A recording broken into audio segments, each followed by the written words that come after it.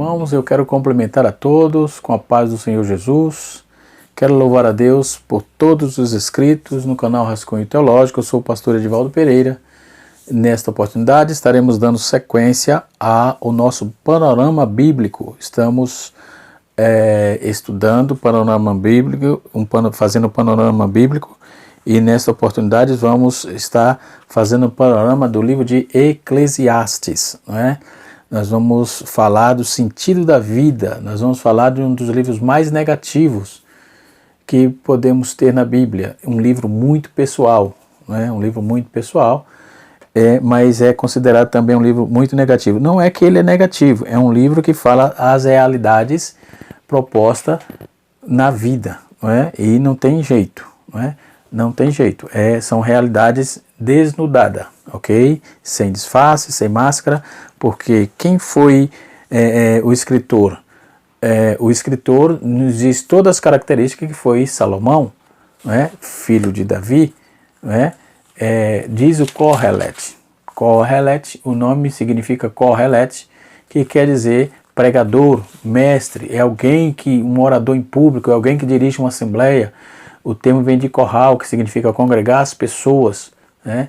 Então, é um pseudônimo usado aqui, né? Kohelet, não é? Que aplica aí para Eclesiastes. Eclesiastes é uma tradução usada, é um nome usado pela Septuaginta, não é? Então, Eclesiastes foi o escritor de um sermão moderno, do mundo pós-moderno, escritor de um sermão para o mundo pós-moderno, né? Ele começa com uma declaração muito forte, uma declaração chocante, né? Ele diz que tudo é vaidade, tudo é vaidade. Essa palavra é hevel, né? Tudo é vaidade. Essa palavra aparece 39 vezes na Bíblia e 33 aparece em Eclesiastes. A palavra hevel, ou vaidade, hevel é em hebraico, né?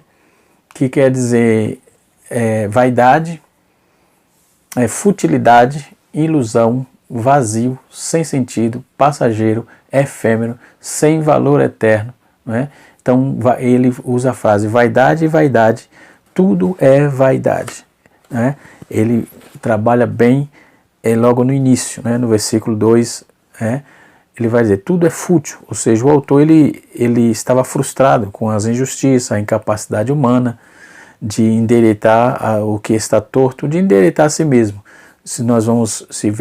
Lermos no capítulo 1, versos 15, nós vamos entender isso. Então, quem estava falando era Salomão, todas as referências leva a ele que escreveu, porque ele deixa muito claro porque ele é o autor desse livro, né? Daqui a pouco nós vamos fazer um paralelismo dos textos de Eclesiastes com 1 Reis, né? Você vai entender porque Salomão era o escritor de Eclesiastes ou Kohelet, ok? E assim sucessivamente. Então o nome quer dizer mestre, né? Ou aquele que abre-se reunião, que dirige uma reunião, enfim. Isso já concluímos. Então, ele vai falar das ilusões da sabedoria, do seu estilo. Ele vai começar no capítulo 2, ele vai apresentar, o escritor apresenta isso como filho de Davi, rei de Jerusalém. Então, ele vai trazer essas referências aqui. Então, nós vamos... o autor se identifica apenas como Kohelet, como eu disse, o termo hebraico, que significa aquele que reúne ou ajunta.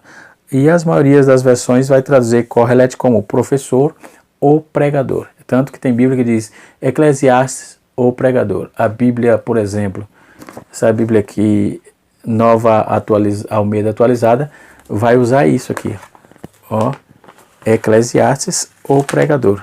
Ela vai usar aqui no lugar do título e ela vai trazer isso muito claro aqui, com letras chamadas garrafais. Aqui. Olha lá. Livro de Eclesiastes ou pregador, né? Essa Bíblia, ela é a Bíblia texto, no caso da Assembleia de Deus, né? Convenção Geral das Assembleias de Deus. Tanto essa como a Revista Corrigida é muito usada aí, né? Apesar de que eu estou usando bastante aqui Bíblia atualizada King James. Eu gosto bastante. Muito bem, voltando aqui ao nosso assunto. Então, alguns presumem que Salomão tenha escrito Cantar de Salomão no seu reinado, Provérbio no meio da sua idade, Cantar de Salomão é mais novo, e Provérbios no meio da idade, e quando estava já bem de idade, já velho, ele no final da sua vida, ele apresentou Eclesiastes. Por isso que ele vem trazendo essa melancolia, né? Parece que ele estava decepcionado com a vida, né? Então, se o autor não foi Salomão, o livro deve ter sido escrito aí por um descendente de Davi entre 800 a 600 a.C. Mas toda a descrição, como eu já disse, é Salomão, não é? Então o Talmud registra que houve uma objeção inicial da escola rabínica de Shammai, por exemplo, e outros rabinos também quanto à inclusão de Salomão no cânon bíblico, né? Na Bíblia hebraica. Então essas observações, me parece, aí surgiu a causa da dificuldade de como lidar com o teor do livro, né? E porque o livro não seja de Salomão, mas o produto de uma escola de pensamento que teria maturado ao longo do tempo. Então Salomão, ele vai... Isso eu estou falando da datação da escrita, ok? Voltando aqui. Salomão, ele vai trabalhar 5 palavras, aparece bastante no livro, na mensagem transmitida em Eclesiastes, que é um sermão, conforme eu disse, um sermão aí para a sociedade pós-moderna, iríamos dizer, ok? Para o pós-modernismo, né? Tem um livro muito bom lançado pela CPE, e agora, Como Viveremos? Muito bom. Tem também um de Nancy Pearce, Verdade Absoluta, se não me faz de memória. Deixa eu ver se eu tenho ela aqui. Aqui, ó. É isso mesmo, Verdade Absoluta. Nancy Pearce, que vai trabalhar bem essa questão da pós-modernidade, tá certo? Só também da CPAD aqui, os 2 livros que eu citei, ok? Mas voltando para Salomão, Salomão vai usar vaidade, Hevel, ele vai usar essa frase 39 vezes, na Bíblia aparece 39 vezes, e só Salomão usa 33 vezes essa frase, que é inutilidade, vazio, sem sentido, passageiro, efêmero, sem valor, não é? Vaidade, então é a forma superlativa de se expressar, é uma parafrase que colocou a frase aí, como nós dizemos, bolha de sabão, né? É a mesma coisa dizer bolha de sabão, tudo é bolha, é mera bolha de sabão, ou seja, que você jogou fora assim, ela se explode, se esvai e acabou, o vento leva, né? Então ele deixa muito claro isso aí, né? Porque foi a experiência que ele viveu e agora estava na velhice, né? Podemos observar isso. Outra frase que ele usa bastante é debaixo do sol. Aparece 29 vezes. Debaixo do sol significa terrestre, preso à terra, visão mundana do homem natural. Depois ele cita também Deus. A palavra Elohim, ela aparece 40 vezes nesse livro. Elohim, o Deus criador, onipotente, infinito, majestoso, não é? O Deus pessoal do pacto, não é? O amor, a salvação, e tudo é Elohim, tudo vem de Deus. Isso é apontado no capítulo 7, versículo 14 de Eclesiastes, ok? Outra palavra que é usada bastante, que é usada 45 vezes, é a palavra sabedoria, ou sábio. É uma palavra, na hebraica, ela é Hokmah. Hokmah, ela aparece, que dá o sentido de sabedoria ou sábio, aparece aí cerca de 45 vezes, né? Em um discernimento entre o bem e o mal, uma prudência prática. A verdadeira sabedoria está numa vida centrada em Deus, né? Debaixo do sol, e nada, uma vida centrada em Deus e nada debaixo do sol, né? Isso nós vamos ver, ele trabalha um texto muito clássico, um texto objetivo, no capítulo 12, verso de número 13, né?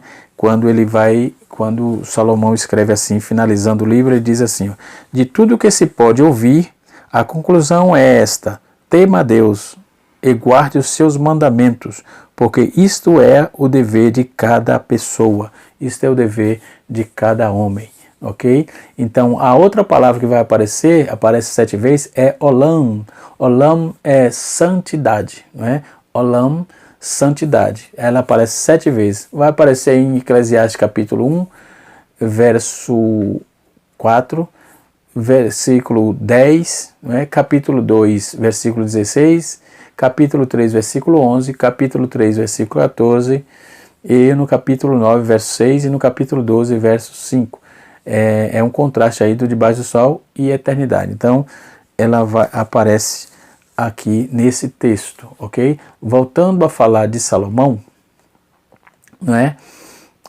Nós vamos ver que esse livro poético vai começar com Jó, Provérbios, Jó, Salmo, Provérbios, Salomão e Eclesiastes. São um total de 5 livros, né? Então na Bíblia hebraica é o quarto dos 5 rolos, ou Megliote, né? E assim sucessivamente. Então isso já falamos lá no livro do Salmo, também no livro quando fizemos o panorama do livro de Salmo, de Jó, Salmo e Provérbios, né?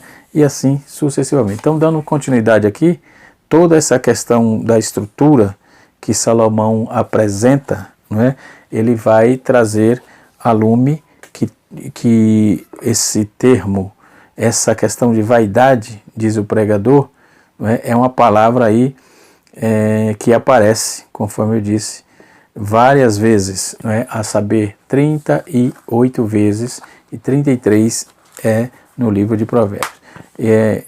Cada capítulo ele apresenta uma situação, né? Não tem a nomenclatura porque é usado só como pregador, não é? Quem escrito, qual é o autor do livro, não é? Mas tudo leva a crer que é Salomão o autor do livro, não é? Nós vamos ver isso, que não há nomeação do autor, né? Mas chama o filho de Davi. É a única pessoa que é preenchida com os requisitos, aí, as características, é Salomão, né? Devido à sua sabedoria. No capítulo 1, verso 16, que coaduna com 1 Reis, capítulo 4, capítulo 3, verso 12, capítulo 4, verso 29 e 30, e fala da sua riqueza. Salomão fala da sua riqueza no capítulo 2 de Eclesiastes, versículo de número 8, e coaduna, concorda com 1 Reis, capítulo 10, versículo 23, 24 e 27, ok? Nós vamos ver também os seus projetos de construção, que é apresentado no capítulo 2 de Eclesiastes, capítulo 2, versículo 4 a 6, e concorda com 1 Reis, capítulo 6, verso 1, e 1 Reis, capítulo 7, verso 1. Então, a sua coleção de provérbios, por exemplo, nós vamos ver no capítulo 12, verso 9, que coaduna, concorda com 1 Reis, capítulo 4, verso 32 e 34, ok? Então, o autor se identifica só como, nós vamos ver a identificação dele em 1 Reis, capítulo 1, verso 1, e verso 12, capítulo 2, verso 7 e 9, e capítulo 12, versículo 9. Né? E alguns ainda acham que essa expressão filho de Davi poderia ser qualquer um dos descendentes de Davi, o que é descartado devido a essas provas comprobatórias lá no livro de Reis. Ok? Então, não só a tradição judaico-cristã, nós, leitores da Bíblia, vamos ficar com a Bíblia. Não é? Então, eu acredito que foi sim Salomão o escritor, o autor do livro de Eclesiastes, ok? Baseado nessa proposta, Salomão ainda apresenta aí 10 futilidades, né? As 10 futilidades que leva à frustração da vida. 10 ele vai citar. A primeira ele cita no capítulo 2, verso 15 a 16, ele vai falar a futilidade da sabedoria humana, né? Ou seja, os sábios e os astutos têm o mesmo fim. Qual é o fim? A morte. Está no texto, ok? No capítulo 2, verso 19 a 21, ele vai trabalhar a futilidade do trabalho humano. Ele vai dizer, o esforço final não tem vantagem sobre o ocioso, né? A terceira futilidade, ele apresenta no capítulo 2, versículo de número 26, quando diz a futilidade do propósito humano, ou seja, o homem propõe, mas Deus dispõe, né? Então você pode planejar muita coisa, mas a resposta, a disposição vem de Deus, ok? Depois nós vamos ver a quarta futilidade. Né? No capítulo 4, verso 4 de Eclesiastes, está escrito a futilidade da rivalidade humana, né? Quando muitos sucessos se traz mais a inveja do que a alegria. Né? Muito sucesso traz mais inveja do que alegria. Okay? Então, no capítulo, a outra futilidade, a quinta futilidade, está no capítulo de número 4, versos 6 e 7, quando ele vai falar a futilidade da avareza, né? Onde ele vai trabalhar, onde ele trabalha aí a futilidade da avareza. Ele vai ter ter muito alimento é a cobiça. Ter muito alimenta a cobiça, ter muita coisa alimenta a cobiça. No capítulo, a sexta futilidade está no capítulo 4, verso 16, quando diz assim, a futilidade da fama humana. Ela é breve, é incerta e logo é esquecida. A fama humana funciona assim. Ok? Depois ele trabalha vai trabalhar a sétima futilidade. Está no capítulo 5 de Eclesiastes, verso de número 10, quando ele trabalha assim, a futilidade da natureza, da riqueza humana. Capítulo 5, verso 10. Ela não satisfaz, o aumento somente alimenta os outros, né? E assim sucessivamente. Então, a oitava futilidade está no capítulo 6, versículo 9, né? Quando ele trabalha aqui a oitava é a futilidade da cobiça humana. O lucro muitas vezes não pode ser desfrutado, apesar do desejo. Né? Então ele fala da futilidade, da coisa fútil que é a cobiça humana. A nona futilidade, né? A nona futilidade está apresentada aí na leviandade humana. Né? Ela apenas camufla o triste fim é inevitável. Então, a leviandade só é camuflada. E o que tem de gente assim, só Deus na causa, né? E fechando aqui a décima futilidade, que é apresentada no capítulo 8, versículo 10, versículo 14, quando fala a futilidade do galardão humano.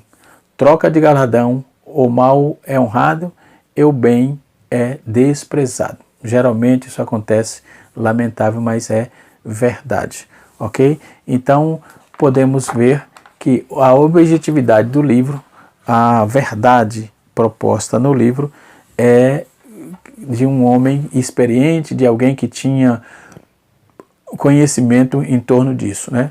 Então, ele vai falar o seu escopo e está dentro da busca da realidade, a verdade pela experiência pessoal, a procura da sabedoria, a procura do prazer, a comparação dos dois, tanto cultura como prazer, e assim vai. Dentro do seu escopo, capítulo, dos seus objetivos aqui, do seu esboço, capítulo por capítulo, eu quero apresentar aqui um esboço dentro desse contexto. Então, o livro ele contém reflexões e experiência de um filósofo cuja a mente estava em conflito sobre os problemas da vida. Quer dizer, Salomão viveu tudo na sua juventude, depois teve a meia-idade e agora chegou à velhice. Ele não tinha mais proveito naquilo que tanto buscou, tanto correu atrás e tanto tentou, pensou que teria alguma coisa mais de relevante, mas o tempo chegou e agora era tempo de lamentar.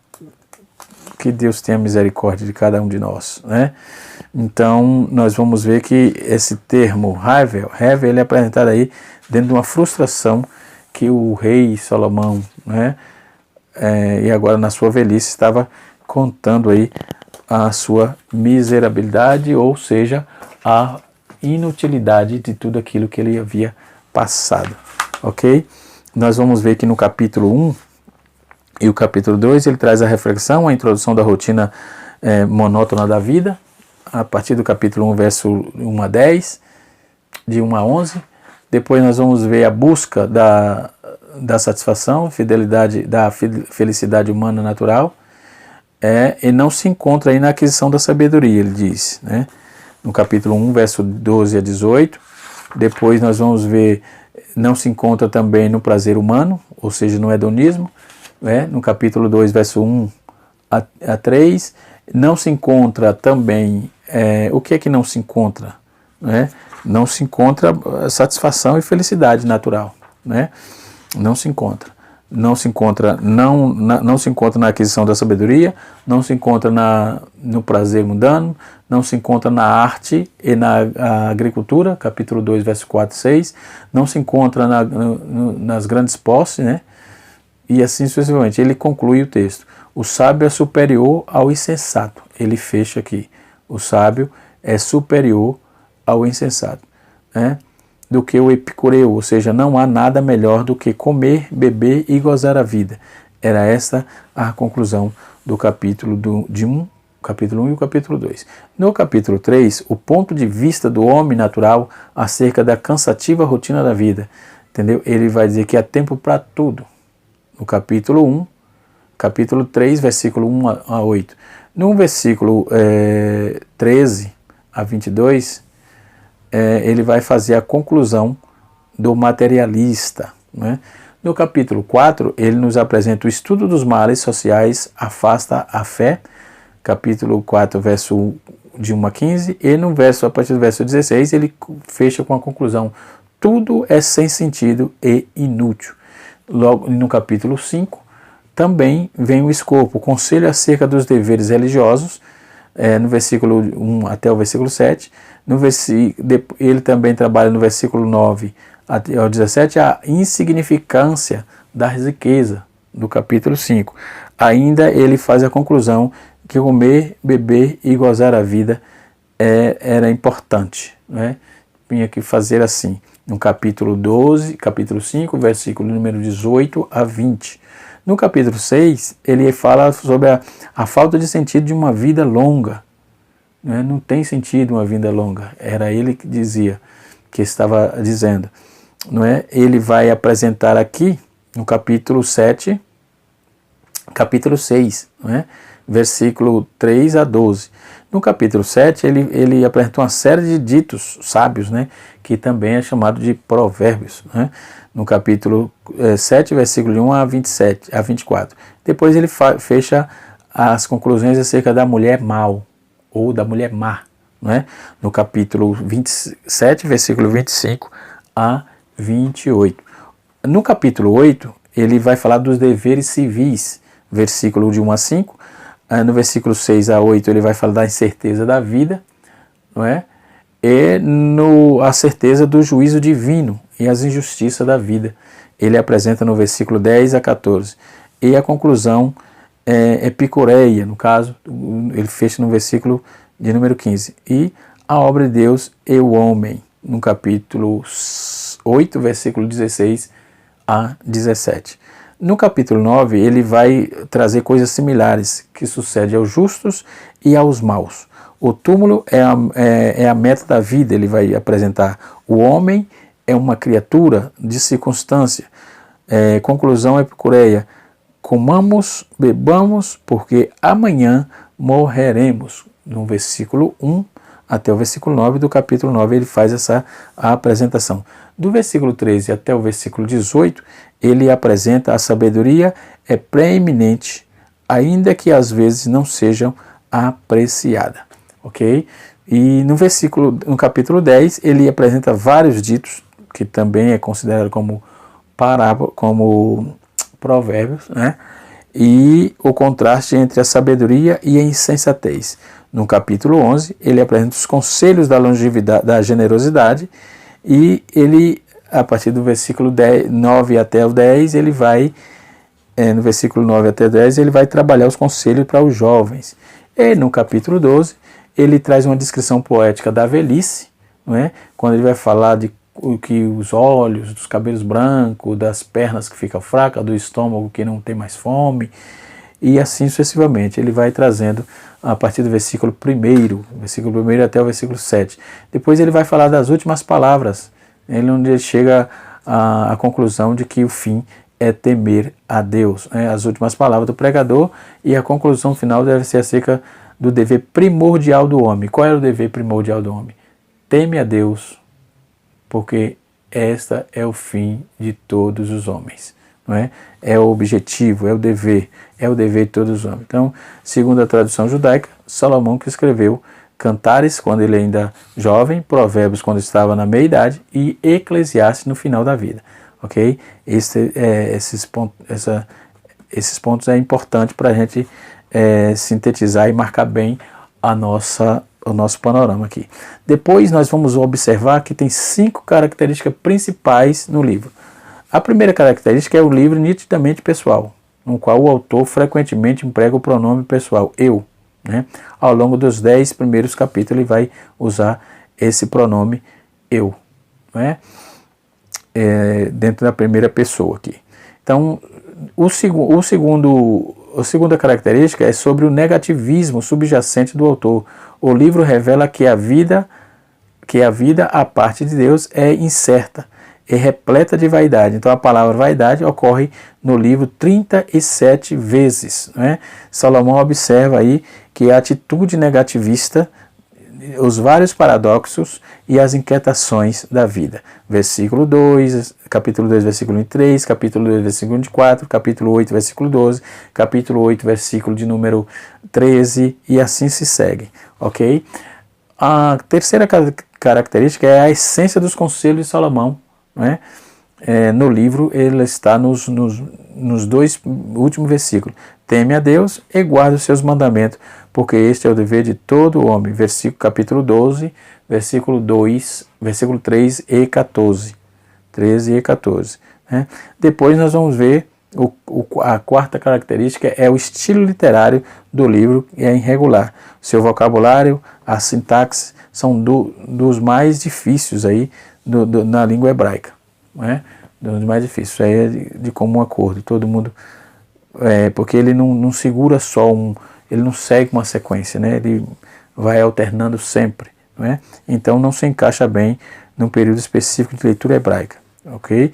Então a quinta característica é que contém alegorias mais pitorescas da Bíblia, alusiva à pessoa quando envelhece.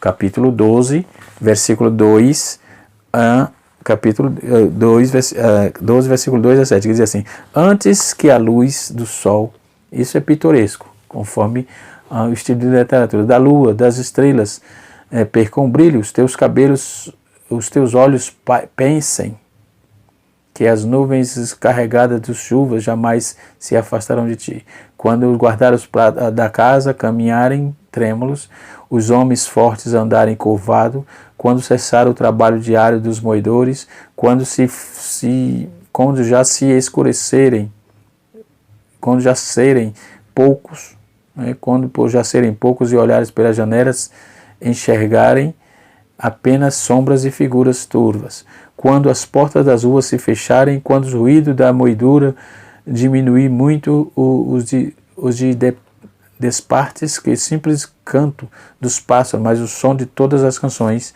te parece fraco. Quando temeres a altura e te atemorizares com os perigos das ruas, quando as flores, a amendoeira, o gafanhoto transformarem em um grande peso e perderem os gostos por quase tudo, então o tempo do ser humano se recolhe à sua morada eterna, e os planteadores caminharem pelas ruas chorando a tua partida. Versículo 6.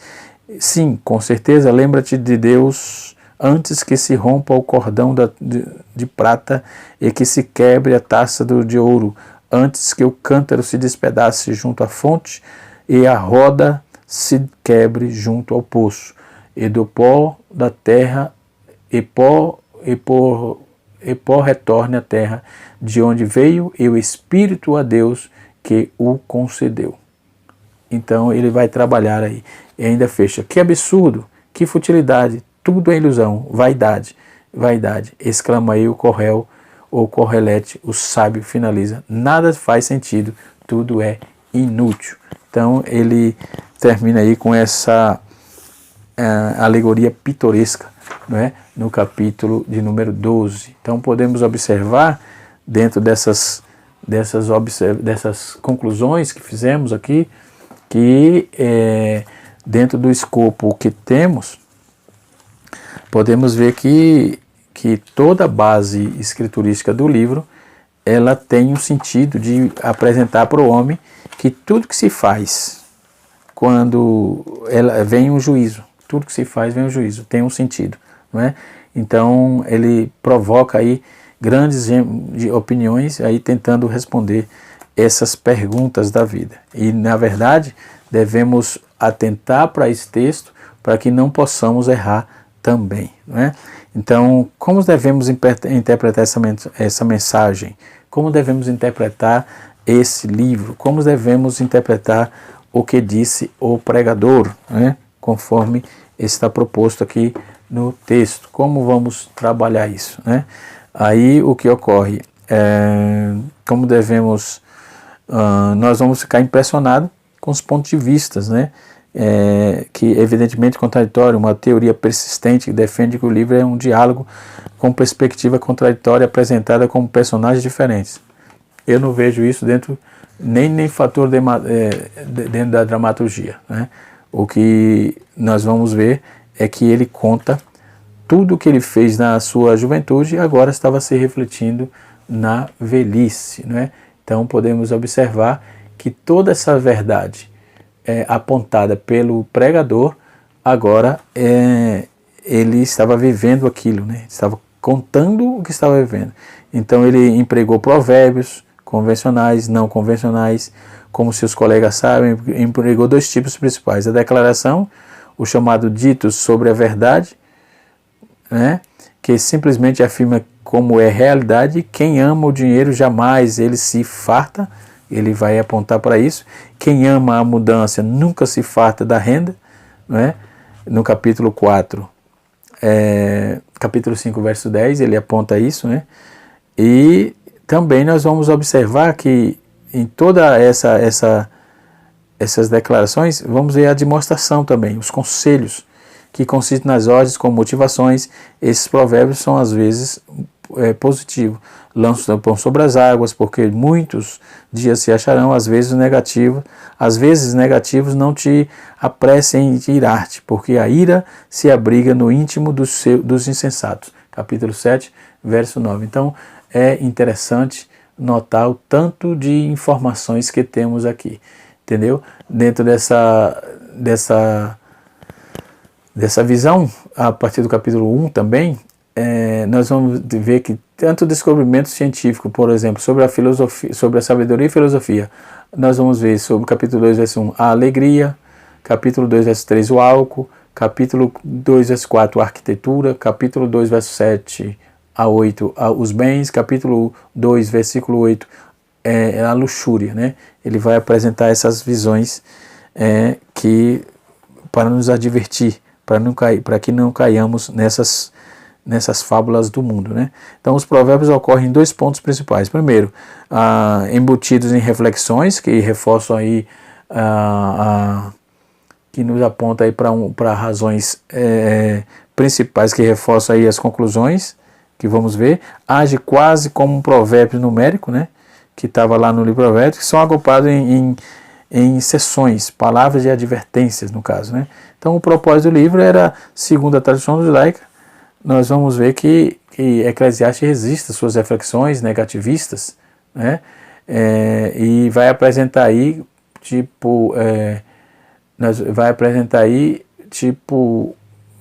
respeito da futilidade, da busca da felicidade nesta vida e a parte de Deus na sua palavra. Então ele teve riqueza, poder, honrarias, famas e prazeres sexuais em grande abundância, né? Mas o resultado de tudo foi o vazio, a desilusão. Por isso que ele sai desse texto, com esse texto melancólico, dizendo vaidade e vaidade, tudo é vaidade, né? Então, dentro de uma análise, é difícil fazer uma análise precisa do livro, porque ele fala de situações, e uma coisa é certa, que escreve para o público de hoje, igualzinho, não muda nada. Então, o primeiro grande bloco dessa matéria é que é estritamente antibiográfico. Salomão aborda os fatos principais de sua vida, altamente egocêntrica, revolta em volta de riquezas, prazeres e sucessos materiais. Ele trabalha no capítulo 1, a partir do versículo 12 até o capítulo 2, o versículo 23 do capítulo 2. Então, a vida debaixo do sol, que é uma expressão que ocorre 29 vezes no livro, né? E conforme eu já disse isso aos irmãos. Então, e assim termina esse maravilhoso livro que requer cuidados, requer leitura, sim. Precisamos atentar para o livro de Salomão, porque ele está falando para a nossa época, não é? Ele está falando para agora, ele está falando para hoje, não é? E assim sucessivamente. Que Deus em Cristo nos abençoe, que o Espírito de Deus continue nos vossos corações e até a próxima aula.